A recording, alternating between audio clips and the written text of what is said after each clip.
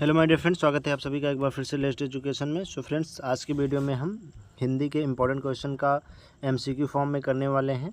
तो आज की वीडियो में हमारा मेन फोकस जो होगा हिंदी के इंपॉर्टेंट क्वेश्चन पर होगा, जो कि आपके एग्ज़ाम में आने वाले हैं।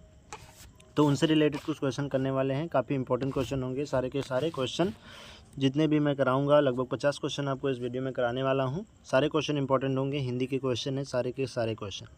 तो चलिए वीडियो को शुरू करते हैं बिना किसी देरी किए हुए और पहले क्वेश्चन पर आते हैं। पहला क्वेश्चन है, ता वर्ग का उच्चारण स्थान कौन सा है। देखिए फ्रेंड, हिंदी में क्या होता है, अब जो लेटेस्ट ट्रेंड चल रहा है उसमें उच्चारण स्थान वाले क्वेश्चन का रोल बहुत ही ज़्यादा हो जाता है। उसमें आपको एक क्वेश्चन ज़रूर दे देगा हिंदी में कि किसका उच्चारण स्थान कौन है। तो ता वर्ग का इस तरह दे सकता है, ता वर्ग का उच्चारण स्थान कौन सा है, पा वर्ग का उच्चारण स्थान कौन सा है, या फिर आपको कोई एक वो दे देगा जैसे कि का किस का उच्चारण स्थान है, का उच्चारण कहाँ से होता है, कंठ से होता है, तालु से होता है, मूर्धा से होता है। तो इस तरह से क्वेश्चन दे देगा। तो ता वर्ग का उच्चारण स्थान कौन सा है, दंत से। ता वर्ग कहाँ से उच्चारित किया जाता है, दंत से। जैसे देखिए ता, था, दा, धा। तो आप इनको जब पढ़ेंगे तो आपके दांत में आपकी जीभ लड़ेगी। तो ये ता वर्ग कहाँ का उच्चारण स्थान है, दंत का। चलिए अगले क्वेश्चन पर आते हैं। अगला क्वेश्चन है, पा वर्ग का उच्चारण स्थान कौन सा है। पा वर्ग ओष्ठ। पा वर्ग कहाँ से उच्चारित किया जाता है, ओष्ठ से, यानी कि होठ से किया जाता है। देखिए जब आप पा फा बा भा करेंगे तो आपके ओठ जो हैं ऊपर नीचे होंगे। तो पा वर्ग का उच्चारण स्थान कौन सा है, ओष्ठ। अगला क्वेश्चन है, चा वर्ग का उच्चारण स्थान कौन सा है। तो चा वर्ग का उच्चारण स्थान है तालु यानी कि आपकी जीभ। तालु जब आप चा वर्ग, चा छा जा झा, इसमें आपके जो जोर पड़ रहा है आपकी जीभ पर पड़ रहा है। तो चा वर्ग का उच्चारण स्थान कौन सा है, तालु। वर्णों के समूह को क्या कहते हैं फ्रेंड्स, वर्ण के समूह को वर्णमाला कहा जाता है। वर्णों को समूह को क्या कहा जाता है, शब्द समूह नहीं कहा जाता, संयुक्त शब्द नहीं कहा जाता, इनमें से कोई भी नहीं। वर्णों के समूह को वर्णमाला कहते हैं। छात्रांग्या, ये तीनों कौन से व्यंजन हैं। छात्रांग्या, ये तीनों कौन से व्यंजन है, संयुक्त व्यंजन। आपसे हो सकता है इसमें से क्वेश्चन पूछ लिया जाए कि संयुक्त व्यंजन कौन से हैं, उष्म व्यंजन कौन से हैं। इन दोनों में से आपको क्वेश्चन पूछा जा सकता है। तो संयुक्त व्यंजन कौन से हैं, छात्रांग्या। पुस्तक कौन सा शब्द है, पुस्तक तत्सम है या तद्भव है, देशज है या विदेशज है। तो पुस्तक कौन सा शब्द है, तत्सम। आप अक्सर देखते होंगे कि जब सीरियल वगैरह, टीवी में सीरियल वगैरह जब क्या होता है, कोई पौराणिक सीरियल चल रहा होता है जिसमें भगवान वगैरह का वीडियो दिखाया जाता है, उसमें जो भगवान जी बोलते हैं उसमें क्या कहते हैं, किताब को पुस्तक कहते हैं। कोई भी जब किताब वहाँ पर किताब का रोल आता है तो वहाँ पर पुस्तक का शब्द लिया जाता है। तो इस वजह से पुस्तक कौन सा शब्द है, पुस्तक तत्सम शब्द है। अगला क्वेश्चन है, आग कौन सा शब्द है। आग तद्भव शब्द है। यदि आग का जो तत्सम बनाना होता है तो आग का तत्सम क्या हो जाता है, अग्नि। आग का तत्सम क्या हो जाता है फ्रेंड्स, आग का तत्सम हो जाता है अग्नि। अगला क्वेश्चन है, पृथ्वी कौन सा शब्द है। पृथ्वी तत्सम शब्द है। पृथ्वी कौन सा शब्द है, पृथ्वी तत्सम शब्द है। नेक्स्ट क्वेश्चन है, टेबल कौन सा शब्द है। टेबल यानी कि टेबल कौन सा शब्द है, विदेश से। टेबल इंग्लिश शब्द है, तो टेबल कहाँ से लिया गया, विदेश से लिया गया है, तो टेबल विदेश शब्द है। अगला क्वेश्चन है, नाक कौन सा शब्द है। नाक कौन सा शब्द है, रूढ़ शब्द है। नाक रूढ़ शब्द है।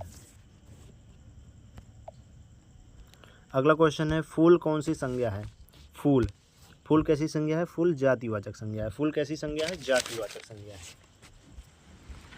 अगला क्वेश्चन, ईमानदारी कौन सा संज्ञा है। ईमानदारी, उसके बाद मित्रता, ये सारी चीज़ें कौन सी संज्ञा हैं, भाववाचक संज्ञा होती है। जिसमें भाव उत्पन्न होता है वो भाववाचक संज्ञाएं होती हैं।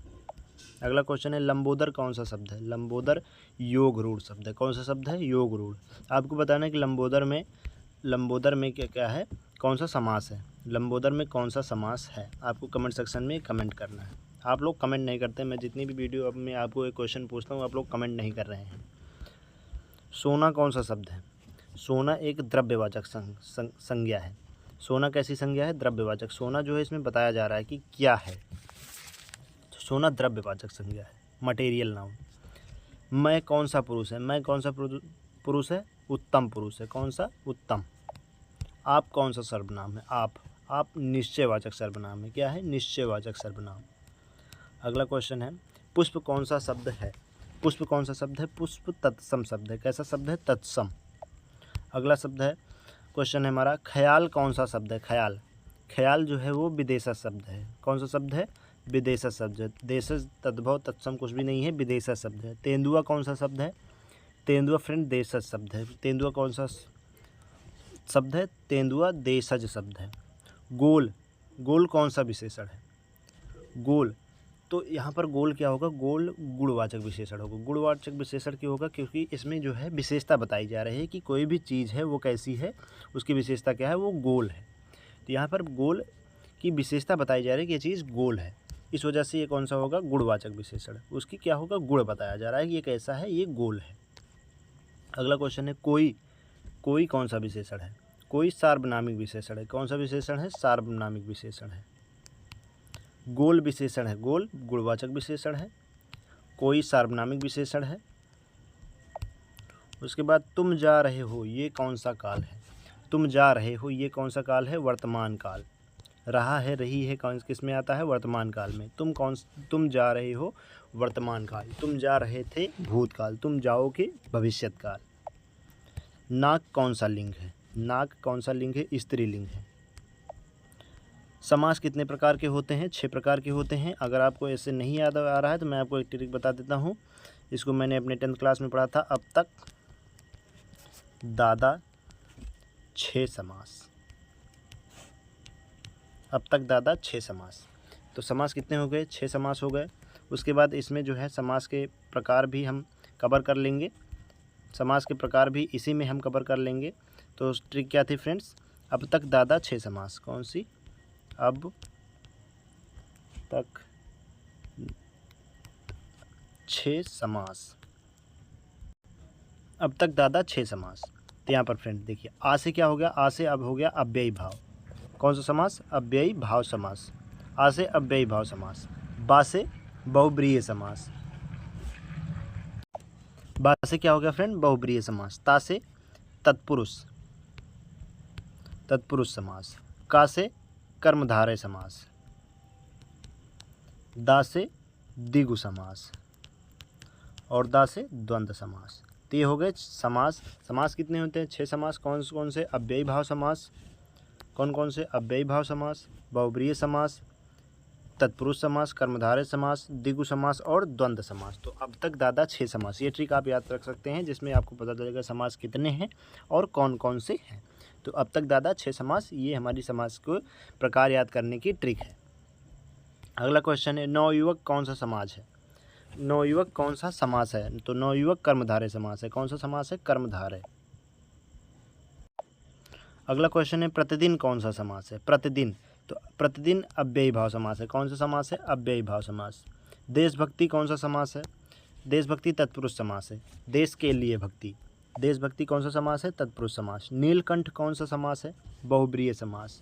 नीलकंठ कौन सा समास है फ्रेंड्स? बहुब्रीहि समास। पाप पुण्य कौन सा समास है? पाप पुण्य द्वंद्व समास है। कौन सा समास है? द्वंद्व समास। दोपहर कौन सा समास है? दोपहर द्विगु समास है। दोपहर द्विगु समास है। द्विगु समास में गिनती आती है, तो इसलिए दोपहर, इसलिए द्विगु समास है। मैं आज नहीं पढ़ूंगा कौन सा वाक्य है? निषेधवाचक वाक्य। क्यों? क्योंकि इसमें कह रहा है कि किसी भी चीज़ को नकारा जा रहा है, इसलिए निषेधवाचक वाक्य होगा।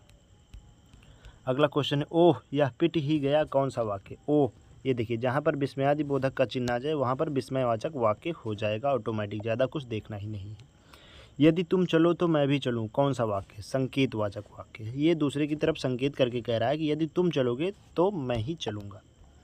तुम अपने काम में सफल रहो कौन सा वाक्य? इच्छावाचक वाक्य। इसमें क्या कर रहा है? इच्छा जताई जा रही है कि तुम अपने काम में सफल हो जाओ।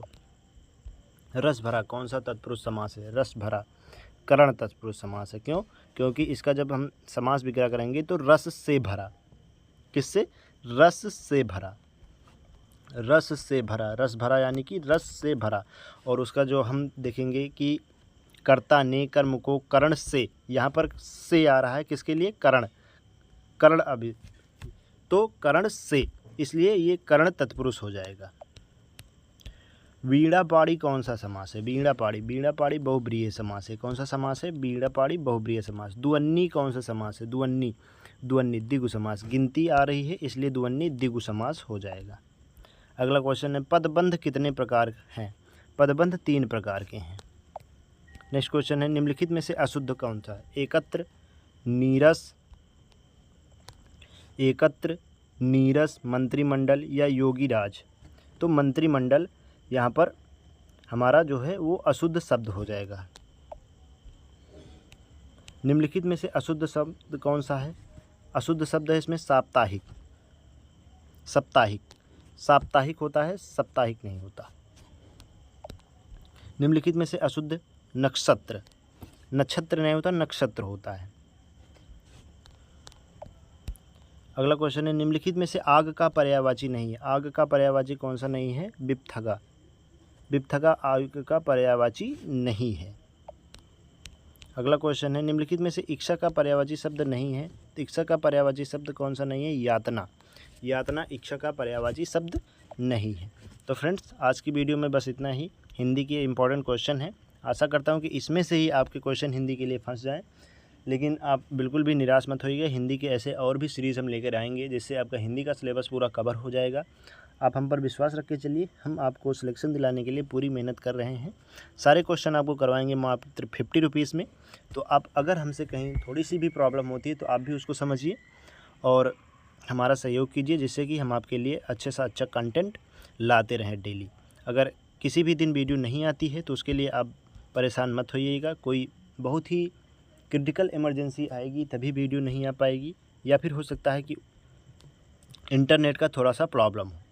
तो आप लोग थोड़ा सा धैर्य बनाए रखिए और हमारा सपोर्ट कीजिए। आपको वीडियो रेगुलर मिलेगी और अच्छे कंटेंट के साथ मिलेगी, अच्छे क्वेश्चन के साथ मिलेगी। आपका सिलेबस यहीं कवर कराया जाएगा। सारे सब्जेक्ट का सिलेबस कवर कराने की कोशिश हमारी है, मात्र 50 रुपीज़ में। कोई भी एक्स्ट्रा फीस नहीं देनी है अब आपको। तो चलिए मिलते हैं अगले वीडियो में, तब तक के लिए थैंक यू फॉर वॉचिंग।